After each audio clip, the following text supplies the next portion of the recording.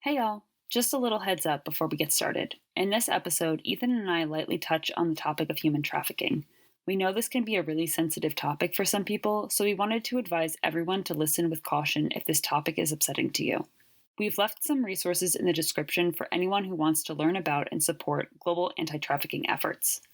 And as always, our contact information is also linked in the description if you want to provide us with any feedback and help us improve. Thank you for listening, and on to the show.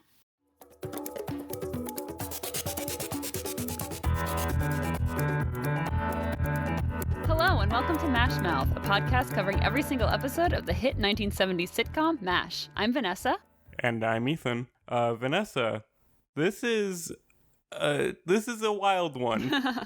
This is going to be an interesting conversation for us. Not to jump right into the episode, like, how you doing? How have you been? You watching anything other than MASH? Yeah, I am actually. I'm watching the Netflix show Grace and Frankie, which is phenomenal. I love it so much because Lily Tomlin and Jane Fonda are just both national treasures. And honestly, the episodes of Grace and Frankie are fantastic and a lot less hard-hitting than this one of MASH. So... This will be an interesting episode for us. I think we can handle it well, but I am very surprised that they did this story in episode 5. Yeah.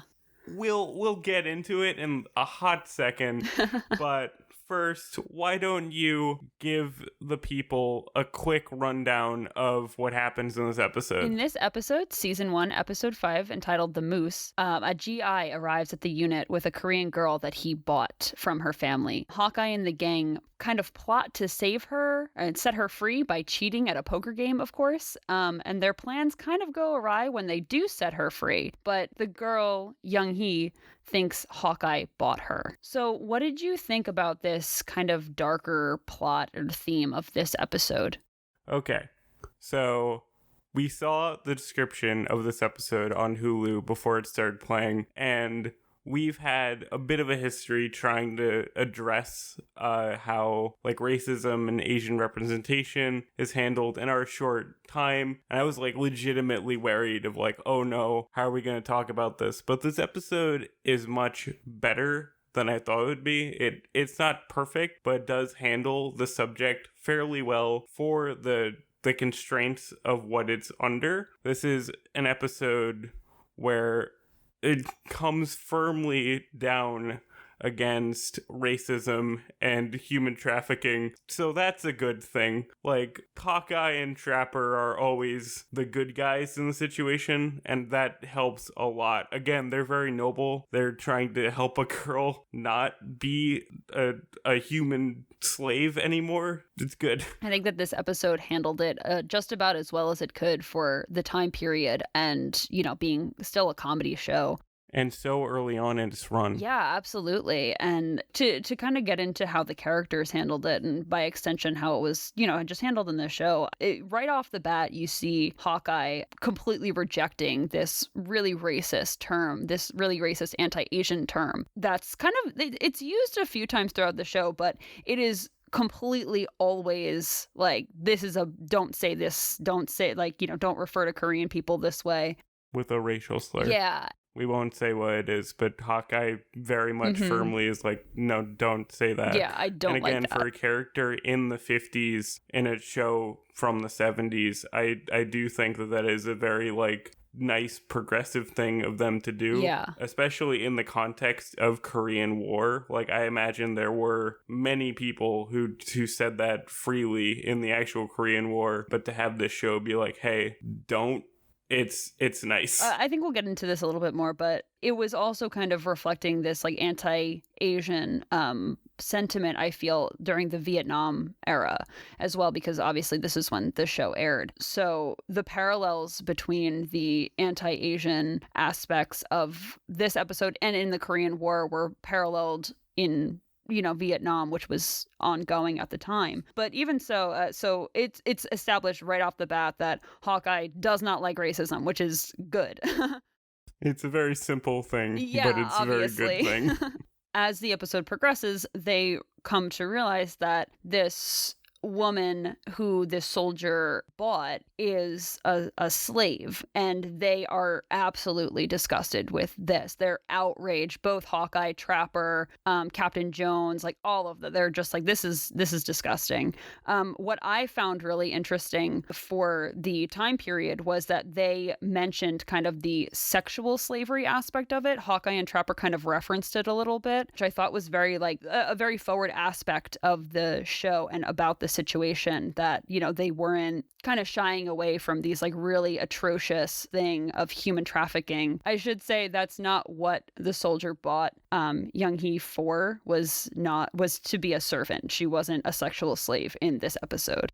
They do clarify that, and I think they have to for a PG sitcom. Yeah. She kind of offhandedly says, oh, we don't do any monkey business, and, you know, it does keep it somewhat lighter. This is a balancing act, and I don't know how well they do handle, like, the comedy aspect of it, but I do appreciate that they took the subject matter seriously and didn't over rely on like making jokes out of it. Like, this is the first time we see Hawkeye in uniform. Yeah. So that was another thing that I noted when I watched the episode, was that, you know, we've established already that Hawkeye really doesn't like the army, like rules and regulations stuff, and, you know, isn't really professional when it comes to the military. But we see him in this uniform trying to pull rank on a sergeant to free a Korean woman who he's keeping as a slave. Oh my God. And I thought that was really just really went to the character, that he hates the military, hates the bureaucracy of the military and stuff, but he is willing to use it to his advantage to try to do the right moral thing. This is what's important to him. All of that other fluff doesn't matter, but when a person's life is at stake, he's going to be in uniform. He's going to act like a military man because he knows that's how it works.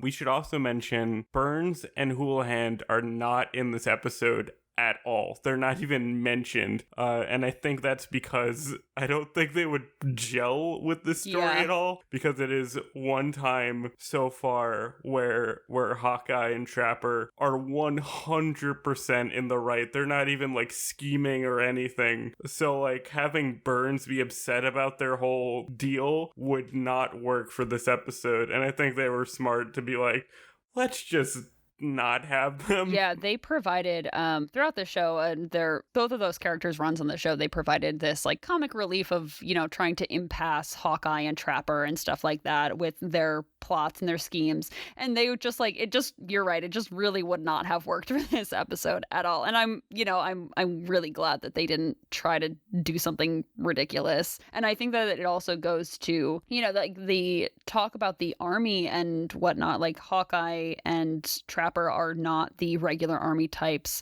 but they're kind of doing a regular army thing of, you know, pulling rank and stuff like that. So it really just works that they weren't there.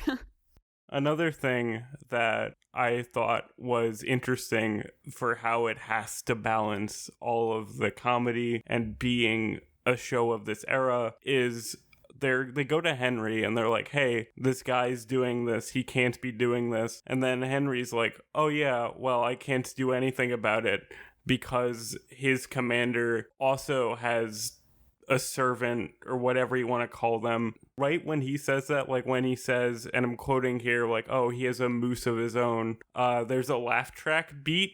And I'm like, maybe we shouldn't have a laugh track right there. And we've talked about how the laugh track is kind of used sparingly in the show, but my goodness, that was not a laugh track moment. I want to know what this fake audience is like laughing at, of like, oh man, this guy also has a servant, like that's funny. What a wild thing. And it's because they needed to have that there. Like that was just the format of the time.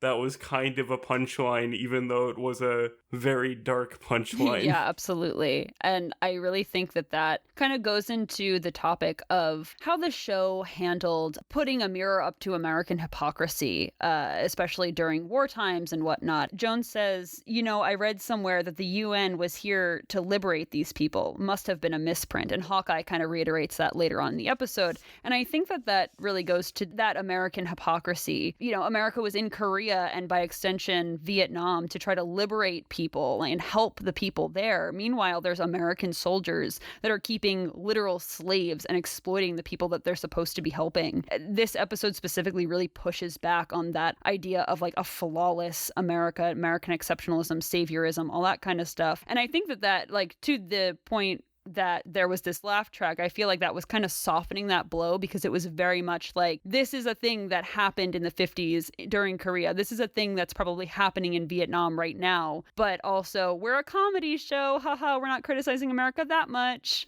The more we talk about this, the more we bring up the military commentary. I'm worried that like some people will think like, oh, we hate the military, all stuff like that. But it's just there in the show. Yeah, absolutely. Like it's their commentary. We don't hate the military, but like the show is not pro-military and not pro-war, and we'd be doing a disservice if we didn't bring that up. The lighter aspect of the episode was Young Hee's character development, I guess. What did you think about that? What did you think about her character in general?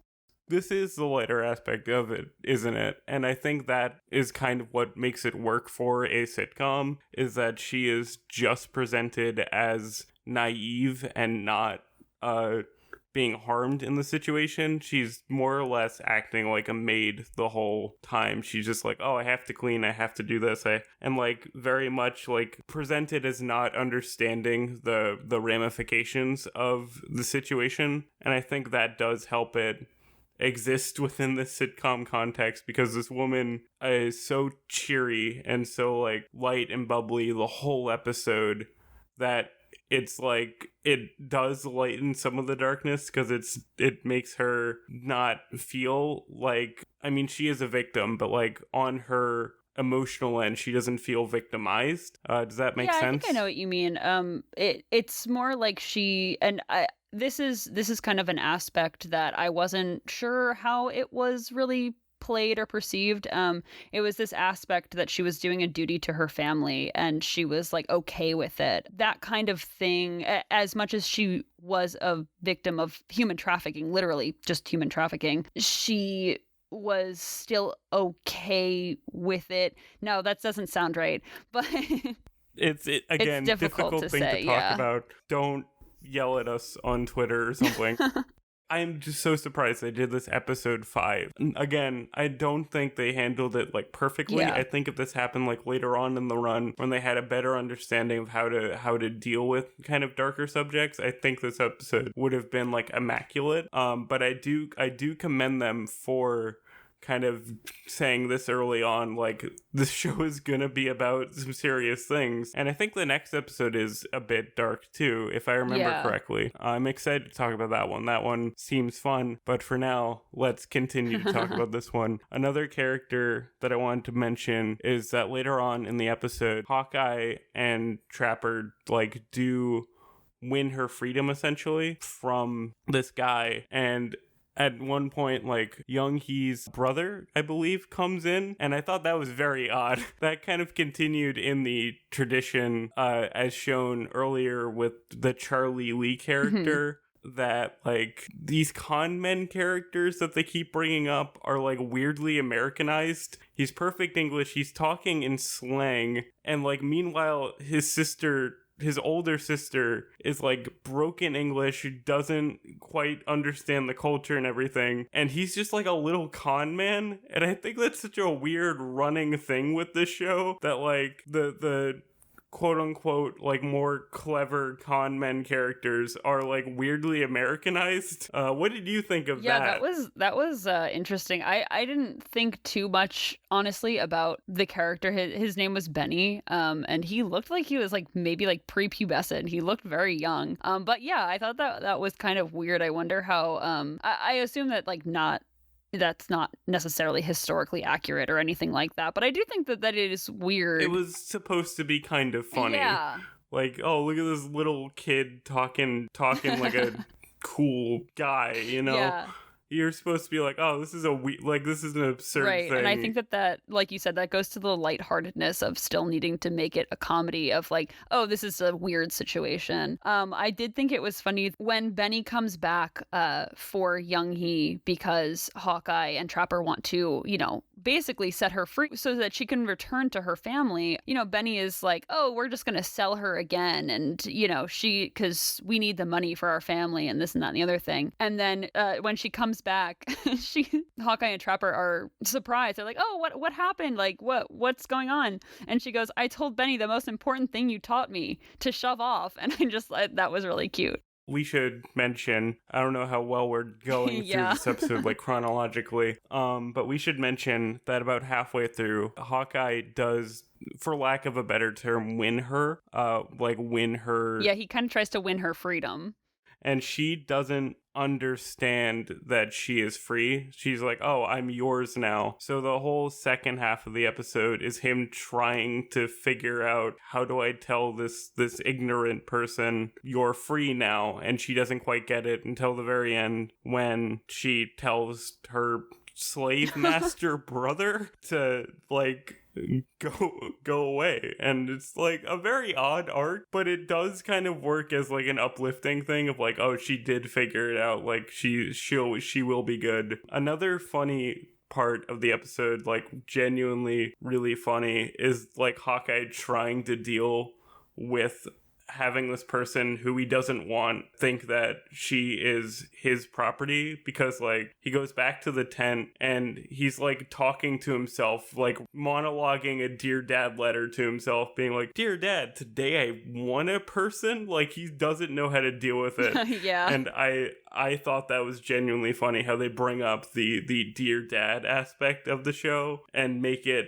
a very absurd, like, I don't know what I'm doing I thought here. It was. I also thought it was kind of funny, but also I was like, "What the heck?" When you see Young Hee shaving Hawkeye after she believes that he bought her. Trapper and Jones are like, they're like kind of like ribbing him for this, and it's kind of then it becomes obvious that they can't really stop her from doing these chores that she believes are her duties to Hawkeye and stuff like that. But yeah, it does ultimately, it accumulates into them teaching her more English phrases, and I really thought that it was really cute when she kept repeating that she was beautiful, like she realized that she was pretty. I thought that was so cute. Yeah, that was a nice little character thing for her.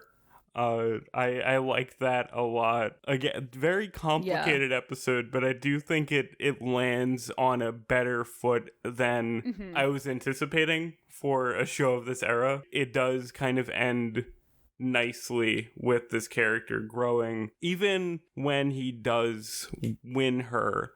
And the guy who like previously owned her is trying to have a good face about it and tell her like, oh, well, I'll see you around, kid. Hawkeye just keeps shutting him down every time he tries to talk to her. And I do think that is very good. Just how he's genuinely like, no, you don't get to be the good guy in the situation. Like, you bought a person. Yeah, I liked that too. At the end, also, I liked how she kind of decided what she wanted to do, and she went off to Covenant school, which I don't know if it was supposed to be like she was training to be a nun, or if it was a school run by nuns. But they also said like, oh, they said that I'm so good at whatever I do, I could one day become a nurse's aide. And I liked how they left you with this feeling that this character was going to be okay after this really dark episode about really heavy topics. You were left with this good feeling of, okay, she's gonna be okay. The actual ending I thought was also very good, because it ends with Hawkeye like jokingly being like, oh man, I wish we could have her around, like, oh, where is she when we want cleanup, like very jokingly with Trapper and Jones, and Trapper and Jones just like literally pick him up and throw him in the tent, like, come on. Yeah, I liked that too. Like, it's a very nice, friendly moment. Like, that's a good moment where you get that these guys are, like, friends with each other and they understand each other. Yeah, I liked it because they were like, you know, oh, you're kind of like, oh, don't be an asshole. You know what I mean? And I liked that. Even, again, like we said, this episode is pretty dark. So there's not, like, too much comedy in it. But do you have any favorite one-liners or anything from the show? I do have one when Trapper and Jones kind of go back into the tent while Hawkeye's being shaved. They look around and the tent is like spotless, and Trapper just yells, "Hawkeye, come in here. Somebody sneaked in and committed a neatness." Like, what a wonderful, weird line. Somebody sneaked in and committed a neatness. Like, that is a wild thing to say. Also, I thought the bit where Radar is looking through the binoculars and like helping Hawkeye cheat at the card game so he's guaranteed to win, but then he gets distracted by like a woman's legs, I thought was funny. Just how he's like looking at her feet and being like, "Oh, I'm blocked.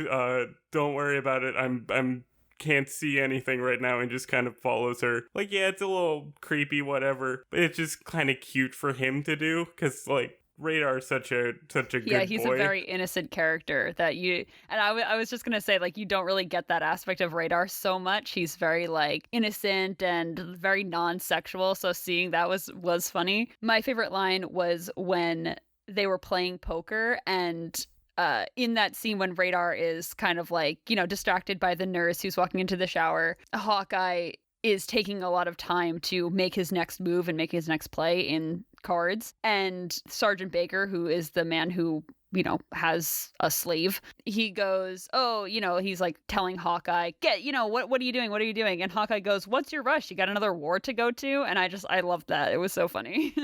There's still good lines in this episode. Some of the comedy with Young Hee having like broken English, and I think that was supposed to be more like funny. I don't think that landed for me, but still there was some good bits in this one. Not really a comedy moment, but I genuinely really liked the moment where Jones, who is black, like puts his hand on her face or vice versa and says like, "Oh, we're all the same. Like we're all people. You deserve better than this." You know, it's a simple sitcom and a very quick moment, and it wasn't like a big deal of the episode. But I like that they did that, especially for the time period, both of when it takes place in the 50s and when it came out in the early 70s or late 70s, I'm not sure at this exact moment in time. Yeah, I'd agree with that. And I don't necessarily want to end on a down note, but I do think that we should mention that Young Hee was played not by a Korean actress, but a Chinese American actress. Her name is Virginia Ann Lee. And up to now,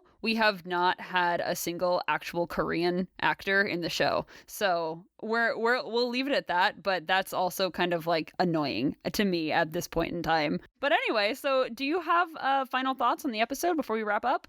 Complicated topic, complicated to talk about. Didn't handle it perfectly, but I do think what its intentions are in the right place, and that I think for this show and for the time period is what matters. Also, we saw Ho-John again, and I thought that boy was at college. Yeah, so I was like, too. What the heck you doing here? Maybe a semester didn't start yet. Who knows? Yeah, probably. That was funny. Yeah, I thought that this episode was, again, like you said, not perfect, but it was well done, I think, for what it could do with this subject matter during this time period. And again, like surprising that it came so early on in this show's run. Yep, MASH, good show, complicated show, somehow extremely difficult to talk about. We're here, we're gonna talk about it because we enjoy this comedy program. So Vanessa, you want to do some good wrap up and mention everything that we want to mention. In our wrap-up, we would just like to give thanks to Jacob Ferrer-Balco for being our technical consultant. And if you want to support Jacob, you could check out This Might Be a Radio Show on Mixcloud. It's a good show. I do some ads for it. Yes, I'm involved you'll with hear it Ethan's a bit. voice. I want to thank my sister Melissa for our cover art and, of course, our listeners. Our music will be linked in the description. You can follow us on social media at Valiantly Off Balance. Ethan at Ethan Was Cool, and me, Vanessa, at Unvanessary. And until next time, have a date in a minefield. Goodbye, farewell, and amen. Thank you, everybody. Good night.